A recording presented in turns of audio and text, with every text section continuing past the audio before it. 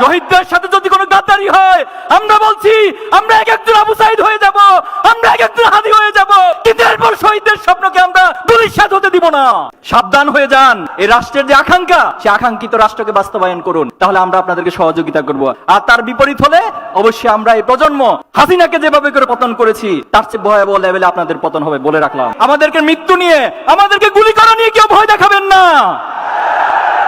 আমরা পৃথিবীতে পা রেখেছি শাহাদাতের তামান্না নিয়ে। এই পৃথিবীতে ইনসাফ কায়েম হয়েছে শাহাদাতের উপর দিয়ে, রক্তের উপর দিয়ে। আগামী দিনে বাংলাদেশেও শাহাদাতের উপর দিয়ে ইনসাফ কায়েম হবে।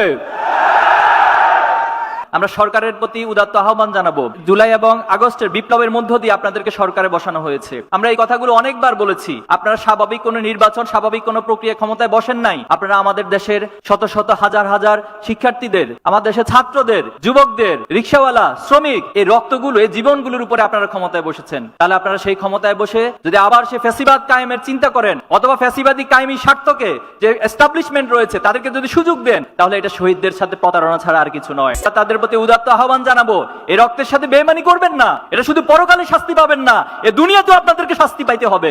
আজকে কতটা দুঃখের সাথে, কষ্টের সাথে আমাদেরকে দেখতে হচ্ছে, বলতে হচ্ছে, আমরা সময়ের মধ্যে অতিবাহিত করতে হচ্ছে। আমাদের জুলাই আন্দোলনের অন্যতম সহযোদ্ধা শহীদ শরীফ ওসমান বিন হাদিকে নির্মমভাবে হত্যা করা হয়েছে। এটা কিভাবে সম্ভব? এবং হত্যা করার পর আমরা জেনেছি ওনাকে গুলি করা হয়েছে 2টায়, অথচ বাংলাদেশের যে সীমান্তগুলো রয়েছে সেখানে নিউজ গিয়েছে সন্ধ্যা 7টার পর যে আপনারা পাড়ি বসান, চেকপোস্ট বসান। এ কেমন আচরণ করেছেন আপনি? তারা কিভাবে করে বাংলাদেশের বর্ডার পার হয়? তাহলে বাংলাদেশের বর্ডার পার হয়ে যে রাষ্ট্রে যাচ্ছে তাদেরকে কারা আশ্রয় দিচ্ছে? আজকে এই প্রশ্নগুলোর উত্তর অবশ্যই এই জাতিকে, এই প্রজন্মকে খুঁজে বের করতে হবে। আমরা কোন ডিপ স্টেট এবং কোন কায়েমিবাদী স্বার্থের মধ্য দিয়ে বাংলাদেশে কেউ ক্ষমতায় যাবে, এটাই প্রজন্ম সহ্য করবে না।